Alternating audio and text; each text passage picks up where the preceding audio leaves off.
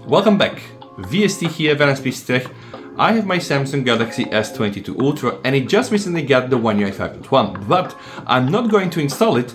I'm going to take my S23 Ultra with the One UI 5.1 and compare it to the One UI 5.0. I'm looking to test all the new features from One UI 5.1 and I want to test them the way they are right now in One UI 5.0 so that we're able to see the improvements and the real benefits. Samsung are well known with their camera updates. They try to hit them constantly, and the first thing we are going to review are updates to the camera and the gallery applications in One UI 5.1. Now with One UI 5.1 you're able to quickly change the color tones for your selfies. Open the camera, very easily access the option to change the color tone of your selfie using the FX button, and this was also available on One UI 5.0, but it was not so easy and this option was a bit more down in below the settings.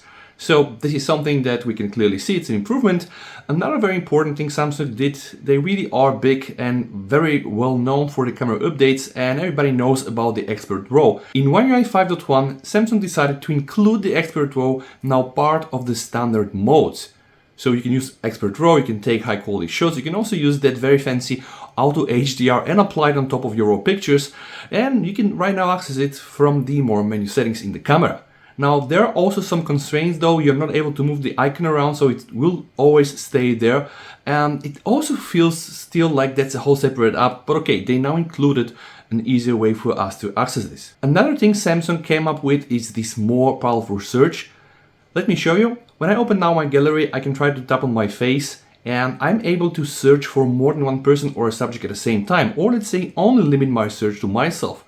On the One UI 5.0, on my S22 Ultra, it pretty much looks the same, though you don't have these, let's say, detailed options. So we are able to search on my face and that's gonna be pretty much it. So definitely also an improvement. Samsung also claimed to have improved the remaster function using really AI to optimize your shadows, to remove shadows and reflections. I was doing some testing on both of my phones, One UI 5 and 5.1, and I was not able to confirm it. But right now, using the remaster function in One UI 5.1, you can also remaster GIFs or GIFs, which is probably useful if you're doing GIFs on your phone. And this is really something available from One UI 5.1. It was not available on the One UI 5.0. Samsung introduced some other updates to the gallery application, making it easier for us to share pictures up to 6 family members and etc. But something very important is that they revamped the way the information from the photos is described. So the EXIF that we get now is really shown better, we get more information, plus we also have the info to edit the information. Let me show how this looks like on my One UI 5.1 device, and you can also see this is the way it looks on my old S22 Ultra, still running the One UI 5.0. Now that we are done with the camera and with the gallery, let's talk about multitasking, because Samsung is really famous for multitasking. We have the pop-up windows, the split screen, we also do have the S Pen, and Samsung did some things to improve the multitasking experience in the One UI 5.1. Let me show you. The pop-up window concept is not a new one. We had that since a while also in One UI 5.0, but going from a minimized view to a full screen is a whole lot easier by just using this swipe. As you can see, I'm doing on my S22 Ultra, and something absolutely not possible on the One UI 5.1. If you want to go from the minimized view to the full screen, you just need to click on the bar here and select this option. So they really made it easier, and there is even something else that I do find very useful. See here what happens when I access my split screen on the S23 Ultra running One UI 5.1.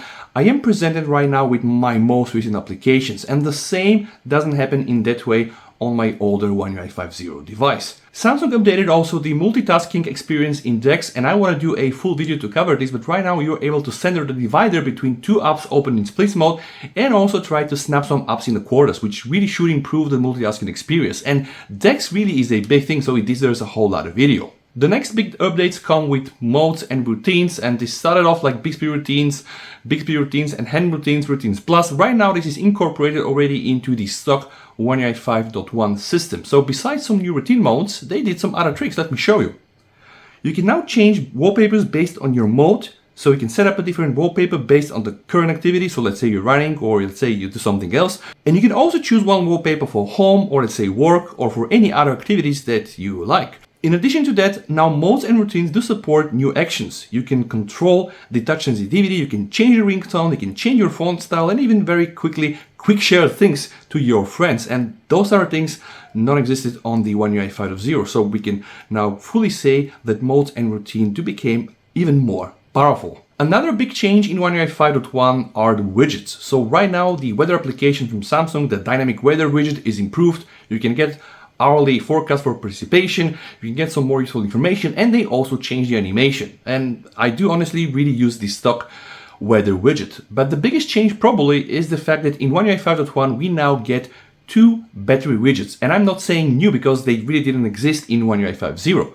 Now, I have my doubts because although they're looking very nice and premium, you're not really able to do much stuff with them. So for example, if you click on them, you're not going to get redirected to battery and device settings, and there are also certain limitations on which devices and what info to be displayed, so it's not really yet, I would say, 100% ready. I have a feeling it's half-baked, but it's a good thing that it's there so you can get information on your battery from your phone, from your buds that are connected, also your smart accessories. Just know that there are those limitations. And another thing Samsung claimed is to have made the smart widget more smart. So I tested this and you can see it pretty much looks the same, but apparently now when I tap here, I'm getting more suggestions. And also guys, now it has also an integration with Spotify. Provided you have your account linked with the Spotify user, etc., you are gonna get a bit more of information.